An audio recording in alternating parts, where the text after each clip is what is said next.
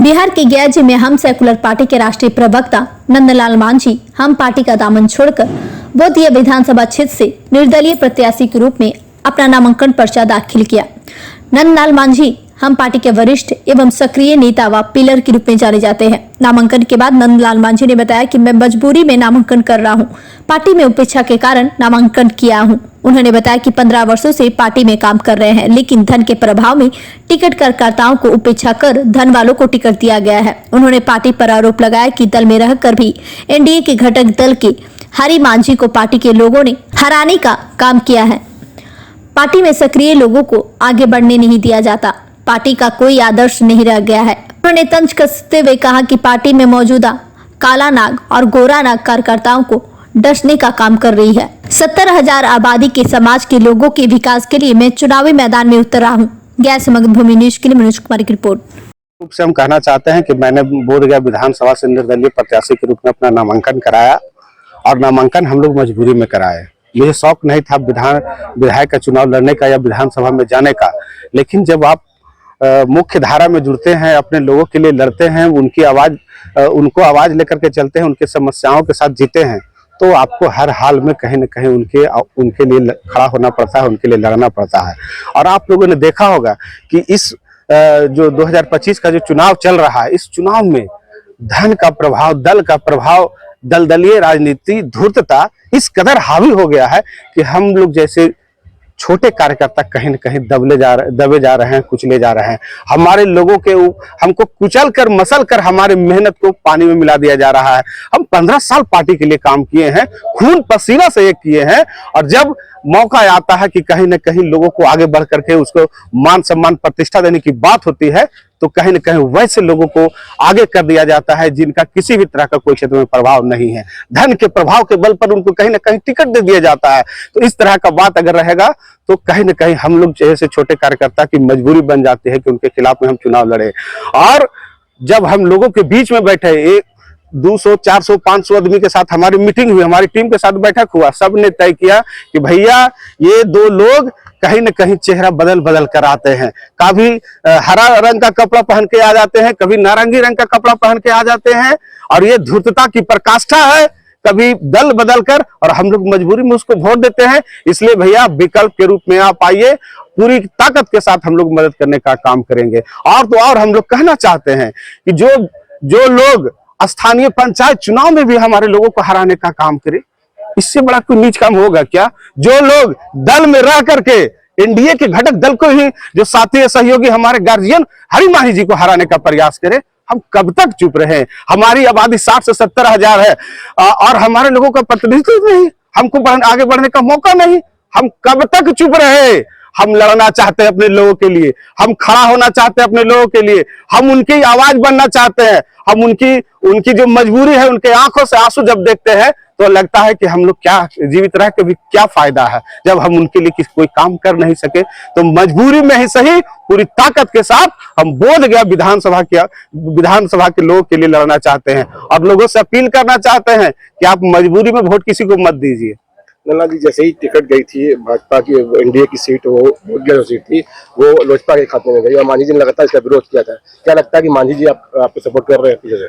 देखिए, मांझी जी अपनी जगह पर है, मांझी जी मेरे सपोर्ट कर। जब हम कह दिए कि हमने दल से चुनाव नहीं लड़ रहा है, मैं निर्दलीय लड़ रहा हूँ, तो मांझी जी की बात क्या कर रहे हैं? अगर मांझी जी में इतना ही ताकत था तो हमको क्यों नहीं दिलवा पाए यहाँ से सीट? मांझी जी को तो चाहिए था स्टैंड लेकर के, संतोष मांझी जी को तो चाहिए था कि बोधगया विधानसभा में हम जिस गरीब की बात करते हैं, समाज के सबसे अंतिम पायदान पर रहने वाले लोगों की बात करते हैं, जिसकी आबादी 60 से 70,000 है, लोकतंत्र में सबसे ज्यादा महत्व आबादी की है, आप उसका हक नहीं दिला पा रहे हैं। कहीं ना कहीं ऐसा नहीं लग रहा है कि आप उसके लोगों को आप मौका नहीं दे पा रहे हैं, तो फिर क्या मतलब है? इस पर करोड़ों रुपए लेकर टिकट देने के आरोप लग रहे हैं सभी पार्टियों पर, इस पर क्या कहेंगे? देखिए, हम तो पहले भी कह चुके हैं कि इस बार विधानसभा चुनाव 2025 में राजनीतिक दलों में किसी तरह का कोई आदर्श नहीं रह गया है। कहीं न कहीं धन का प्रभाव, कहीं न कहीं पैसे का प्रभाव, कहीं न कहीं दलीय दलदल, कहीं न कहीं राजनीतिक धूर्तता के कारण हम कार्यकर्ताओं को दरनिकार किया गया है, और हम जैसे लोगों को कुचलने का काम किया गया है। इसीलिए हम लोग ने तय किया है कि हम जनता के बीच में जाएंगे। सर्वोच्च अदालत जनता का है और जनता की अदालत में बीच में जा करके हम अपने लिए, अपने लोगों के लिए न्याय मांगना चाहते हैं। नंदलाल जी, काफी दिनों तक आप जीतन राम मांझी की पार्टी में रहे, उसके बावजूद भी इस तरह का उन्होंने किया। यही तो दुख भरी बात है। हमने 15 साल अपने खून पसीना से सींचा, इस पार्टी को यहाँ पर खड़ा करने का काम किया, हमने पार्टी को सींच करके आगे बढ़ाने का काम किया। मिला क्या हमको? मिला क्या? इस बात को भी तो समझने की जरूरत है।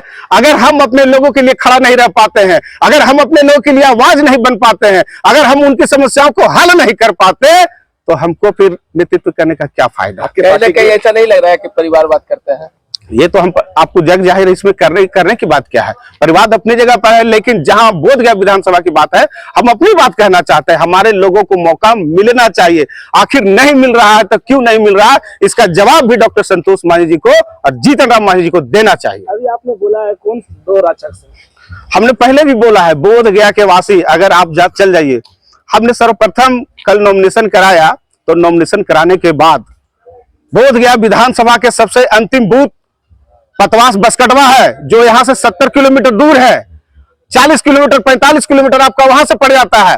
हम जब नॉमिनेशन करने के बाद हमने तय किया कि जहां कोई व्यक्ति नहीं जाना चाहता है, हम वहां जाकर के सर्वप्रथम उनको सम्मानित करेंगे, उनके लोगों से मिलने का काम करेंगे और समाज सेवी स्वर्गीय अर्जुन मांझी के प्रतिमा पर माल्यार्पण किए। आप जब बोधगया विधानसभा के क्षेत्रों में घूमिएगा, वहां के लोगों से मिलिएगा, तो एक काला नाग है, दूसरा सफेद नाग है। नागनाथ सांपनाथ, हम लोग बचे तो किससे बचे? कहीं न कहीं ये लोग येन केन प्राक्रेन हमारे लोगों को दबाने का काम कर किया है। हम तो कहना चाहेंगे, कौन सा ऐसा विधायक है, कौन सा ऐसा मंत्री है, कौन सा ऐसा लोग हैं, राजनीतिक दल के लोग हैं, जो कहीं न कहीं पंचायत चुनाव में हस्तक्षेप करते हैं, मुखिया का चुनाव में हस्तक्षेप करते हैं, जिला परिषद के चुनाव में हस्तक्षेप करते हैं। कौन ऐसा व्यक्ति है जो दल में रह करके हमारे नेता और गार्जियन हरि मांझी जी का विरोध किया? उस बात का भी तो चर्चा होना चाहिए साथियों। तो एनडीए के घटक दल में रह के आप क्यों विरोध कर रहे हैं हमारे लोगों का? इस्तीफा आपने दिया पड़ा? बिल्कुल, मैंने इस्तीफा दे करके ही कहा है कि इस दल से कहीं ना कहीं मेरा मोह भंग हुआ है। क्या लगता है कि आने वाले चुनाव में अब आप ही जीतन राम मांझी को आप चुनाव में चैलेंज करेंगे? ये सब भविष्य की बातें हैं और हम अभी भी आपके चैनल के माध्यम से कहते हैं कि जीतन राम मांझी जी कहीं न कहीं हम लोग के लिए राजनीतिक गुरु हैं, सम्मानित व्यक्ति हैं। उनके प्रति में सम्मान। पार्टी के नेता थे लक्ष्मण मांझी, वो भी मैदान में है बोधगया से, इस पर क्या कुछ है? वो अपनी जगह पर है भाई। लक्ष्मण जी क्या कर रहे हैं, नहीं कर रहे हैं, वो अपनी जगह पर है, वो अपना प्रयास कर रहे हैं किस तरह से चलेंगे। लेकिन हाँ, हम एक ही चीज आपके चैनल के माध्यम से कहना चाहेंगे कि राजनीति का शुरुआत सकारात्मक होना चाहिए, ना कि नकारात्मक। अगर नकारात्मक चीजों पर आप राजनीति करते हैं तो बहुत दिनों तक नहीं चल सकते हैं। हम चाहेंगे कि सकारात्मक राजनीति के साथ, नई ऊर्जा के साथ हम लोग बोधगया को आगे लेकर चलने का काम करें। किस पार्टी से नामांकन किया है? हम लोग तो पहले ही बोला कि हम लोग निर्दलीय नामांकन किया। हम लोग जनता की अदालत में गए हैं, जनता जो तय कर दे हम उन्हीं के साथ हैं। जनता से क्या अपील करेंगे आप? हम तो जनता से बिल्कुल अपील करेंगे आपके माध्यम से कि जो बोधगया विधानसभा का कोड है, उस कोड को, 2 कोड है, इस कोड को मिटाइए। चेहरा बदल बदल के, रंग बदल बदल के ये लोग आ जाते हैं और आपका जो उनके साथ चलते हैं वही गाली देते हैं, वही कोसते हैं और कहते हैं क्या कि यार कोची कर यार, ऐसा आदमी के टिकट में मिल गए कि मजबूरी में वोट दे रहे हैं। हम उनके लिए कहना चाहते हैं कि भैया मजबूरी में नहीं, आप अपने लिए वोट दीजिए और जो जरूरी है उसके लिए वोट दीजिए। जो शिक्षा का काम कर सके, स्वास्थ्य का काम कर सके, मेडिकल बना सके, अस्पताल बना सके और अपने लोगों के सुख दुख में खड़ा हो सके, आप उनके लिए वोट कीजिए। यही मैं उनसे अपील करना चाहता हूं।